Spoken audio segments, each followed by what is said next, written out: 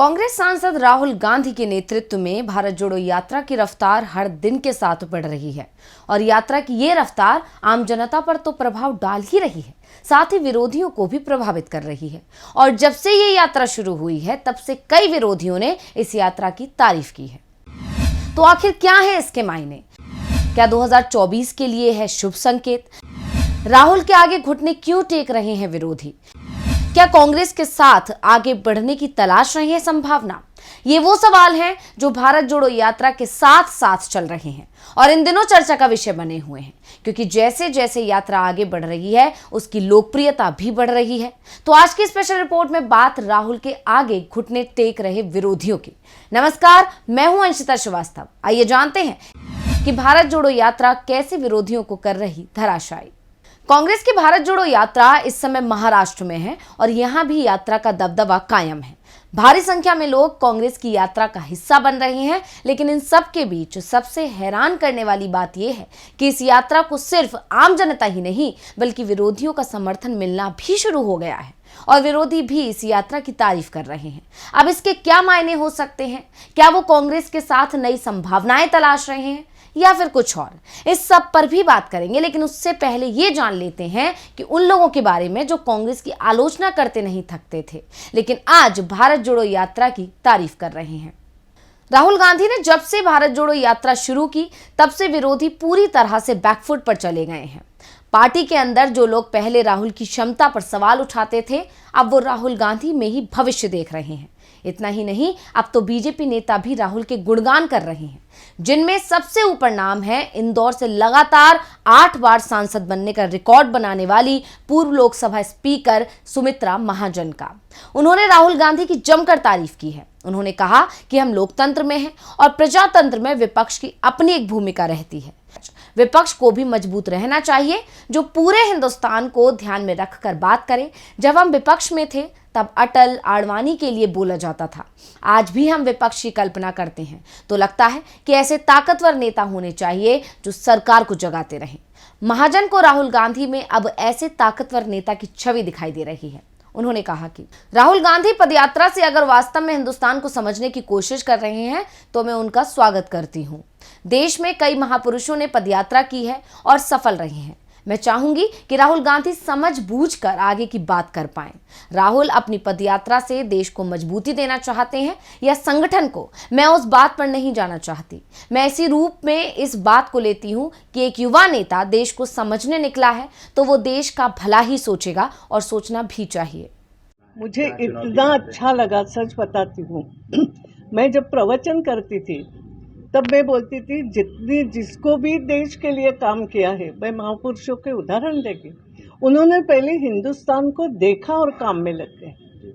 तो मुझे लगा कि राहुल जी को ये इच्छा भी हुई, नहीं तो पहले तो यूं ही बोलते थे, अब वो ये इच्छा हुई, ये मैं एक अच्छी बात मानती हूँ।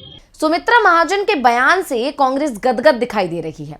मध्य प्रदेश कांग्रेस के कार्यकारी अध्यक्ष जीतू पटवारी ने कहा कि सुमित्रा ताई निष्पक्षता से बात करती हैं, वो कुछ अच्छा देखती हैं तभी बोलती हैं। ताई ने राहुल गांधी की यात्रा का स्वागत इसलिए किया क्योंकि देश में जो मुद्दे हैं वो उनको भी समझ आ रहे हैं। वो बोल नहीं पाती हैं क्योंकि बीजेपी उनकी पार्टी है। उनकी भावनाओं को समझना चाहिए कि उन्होंने राहुल गांधी द्वारा उठाए गए मुद्दों का समर्थन किया है। वहीं राजनीतिक जानकारों का यह भी मानना है कि 8 बार सांसद और लोकसभा स्पीकर रही सुमित्रा महाजन को अब बीजेपी ने साइडलाइन कर दिया है, जिससे महाजन और बीजेपी के बीच तल्खियां देखने को मिल रही हैं। ऐसे में सुमित्रा ताई का राहुल गांधी की तारीफ करना बीजेपी के लिए खतरनाक साबित हो सकता है, क्योंकि इस समय भारत जोड़ो यात्रा महाराष्ट्र पहुंच चुकी है। यात्रा का अगला पड़ाव मध्य प्रदेश है। 20 नवंबर को यात्रा मध्य प्रदेश के बुरहानपुर में प्रवेश करेगी। ऐसे में बीजेपी के दिग्गज नेता के इस बयान से पार्टी बैकफुट पर आ गई है। इसके बाद दूसरा नाम है कांग्रेस पार्टी से दशकों पुराना नाता तोड़कर अपनी नई पार्टी बनाने वाले गुलाम नबी आजाद का, जो अब कांग्रेस की तारीफ कर रहे हैं। आजाद ने कहा है कि गुजरात और हिमाचल प्रदेश विधानसभा चुनाव में सिर्फ कांग्रेस ही भारतीय जनता पार्टी को चुनौती दे सकती है। इसके साथ ही कांग्रेस के पूर्व नेता ने कहा कि वो कांग्रेस पार्टी की धर्मनिरपेक्षता की नीति के खिलाफ नहीं थे बल्कि इसके कमजोर सिस्टम के खिलाफ थे। उन्होंने कहा कि मैं अभी भी चाहता हूं कि कांग्रेस गुजरात और हिमाचल विधानसभा चुनाव में अच्छा प्रदर्शन करे। कांग्रेस लंबे समय से सभी लोगों को, चाहे हिंदू हो, मुस्लिम हो या फिर किसानों को, साथ लेकर चल रहे हैं। केवल कांग्रेस गुजरात और हिमाचल प्रदेश में भाजपा को चुनौती दे सकती है, क्योंकि उनकी एक जॉइंट पॉलिसी है। जम्मू कश्मीर में जल्द विधानसभा के चुनाव होने जा रहे हैं। चुनावों को लेकर गुलाम नबी आजाद राज्य में लगातार रैलियां कर रहे हैं। इस साल 26 अगस्त को आजाद ने कांग्रेस पार्टी के साथ 52 साल पुराने रिश्ते को छोड़ दिया था। अक्टूबर में आजाद ने अपनी नई राजनीतिक पार्टी डेमोक्रेटिक आजाद पार्टी बना ली थी। कांग्रेस को छोड़ने के बाद आजाद ने सोनिया गांधी को लिखे खत में राहुल गांधी की नेतृत्व क्षमता पर सवाल खड़े किए थे। लेकिन आज राहुल गांधी की भारत जोड़ो यात्रा को मिल रहे जन समर्थन ने आजाद की आंखें भी खोल दी हैं। शायद यही वजह है कि आज वो उसी कांग्रेस की तारीफ करने पर मजबूर हो गए हैं।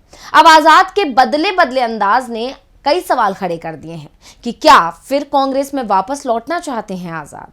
कांग्रेस के हाथ को छोड़कर अपनी अलग पार्टी बनाने वाले गुलाम नबी आजाद के सुर फिर बदल गए हैं।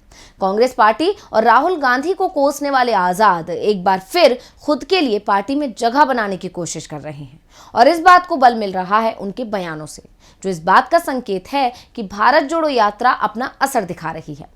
विरोधियों को अब कांग्रेस से उम्मीद नजर आ रही है। इसके अलावा अगर महाराष्ट्र की ही बात करें तो शिवसेना और कांग्रेस के बीच की नजदीकियां पहले से ही बढ़ी हुई हैं, लेकिन इस यात्रा ने इस नजदीकी को और बढ़ा दिया है। और अब दावा तो यहां तक किया जा रहा है कि उद्धव ठाकरे की शिवसेना भी कांग्रेस की भारत जोड़ो यात्रा का खुलकर समर्थन कर रही है, जिसके लिए आने वाली 12 नवंबर को आदित्य ठाकरे यात्रा में शामिल भी हो सकते हैं। जबकि एक समय था जब शिवसेना और कांग्रेस एक दूसरे के तुर विरोधी थे, लेकिन आज शिवसेना भी मान चुकी है कि बीजेपी का अगर कोई मुकाबला कर सकता है तो ये क्षमता सिर्फ कांग्रेस में है।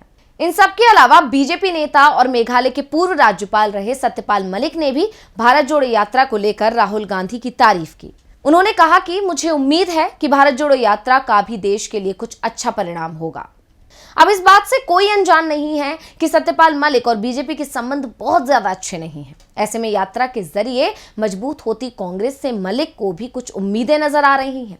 यानी जब से ये यात्रा शुरू हुई है, कांग्रेस मजबूती की राह पर बढ़ रही है और विरोधियों से मिल रही तारीफ बता रही है कि कांग्रेस सही राह पर है, जिससे विरोधी भी कांग्रेस के आगे घुटने टेकने पर मजबूर हो गए हैं।